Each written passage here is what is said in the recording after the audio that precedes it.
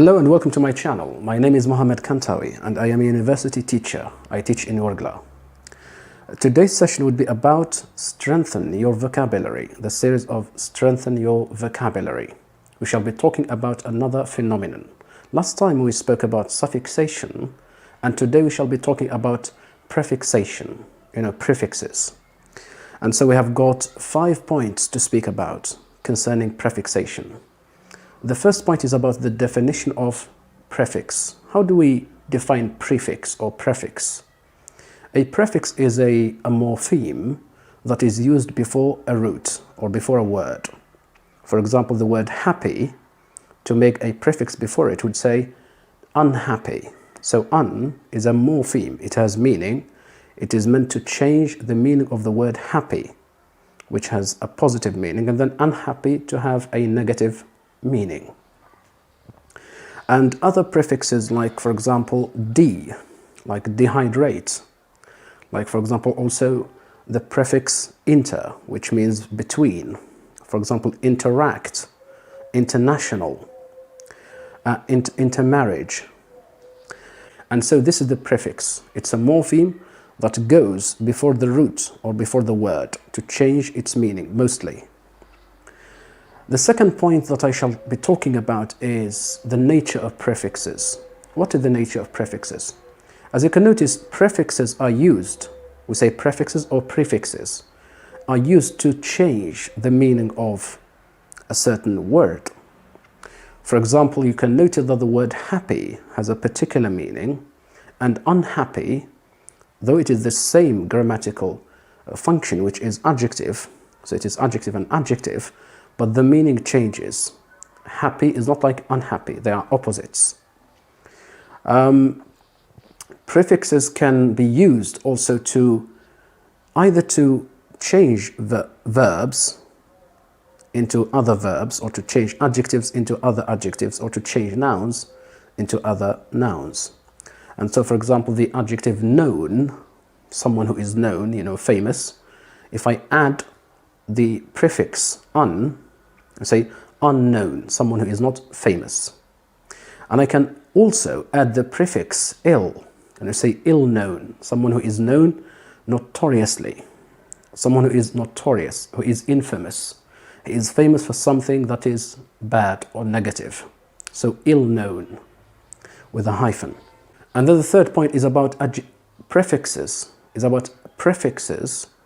that change in adjectivalisation and nominalisation, in adjectives and nouns. Let's take some examples. Let's take the adjective just, someone who is just or fair. Let's take the word just.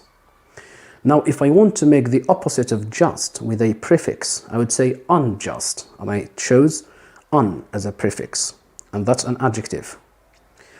To change just into a noun, you would say justice, with the suffix ice. And so the opposite of justice is not unjustice, it is injustice. And you can notice that the prefix un changed into in.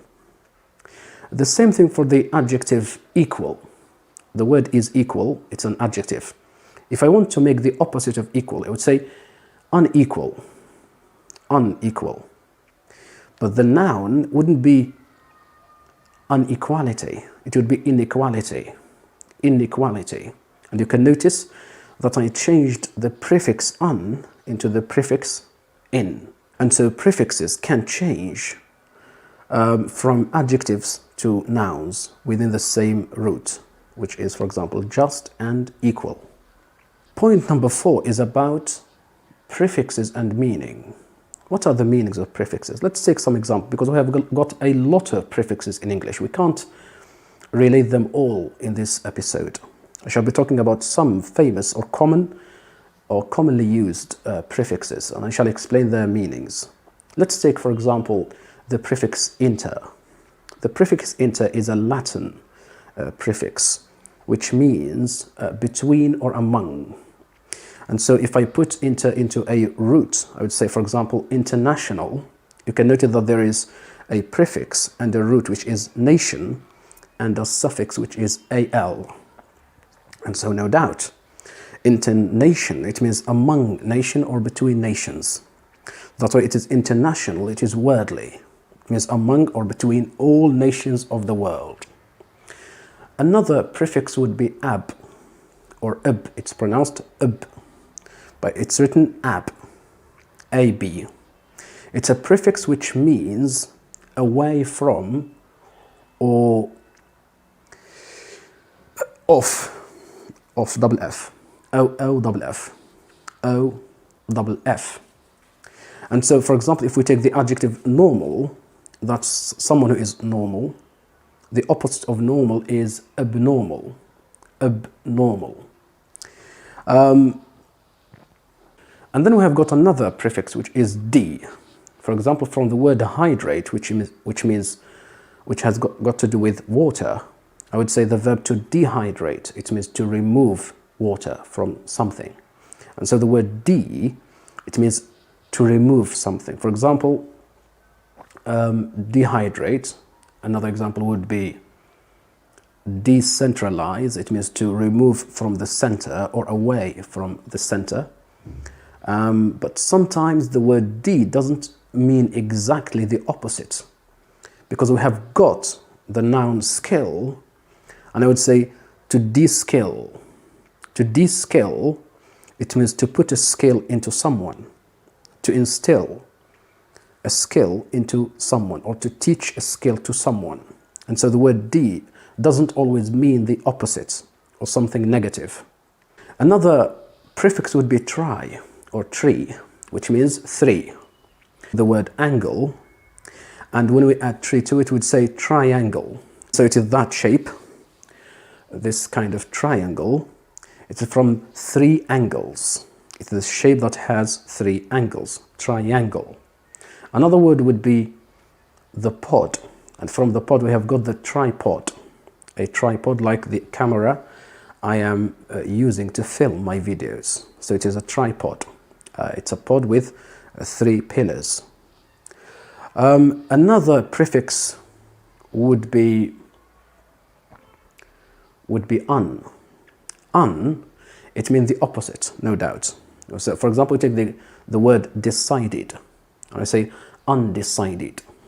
The prefix or the word explained, and the prefix would be unexplained, something unexplained, the opposite of explained. The adjective couth, someone who is couth, and the opposite is uncouth. These are some prefixes which are common in English, used a lot in English. The last point would be about the phenomenon that there are some prefixes which command suffixes. So the last point would be about prefixes commanding suffixes. Tell you what suffixes you should use with those prefixes. Let's take two examples. The verb decide. From the verb decide, we can have the adjective decisive. And you can notice that I added the suffix ive to the verb decide, decisive. And so to make the opposite of decisive, you would say indecisive. So with in, we have got ive, indecisive. Can't say undecisive. And then if I took the verb decide and I want to make another adjective, not decisive, but decided. I am decided now. Now the opposite of decided is not indecided. It should be undecided. And so the suffix ed or the prefix un would command you or tell you to use the suffix ed. The second example would be about the adjective explicable, from the verb to explicate, which means explain. And I shall go back to the word explain.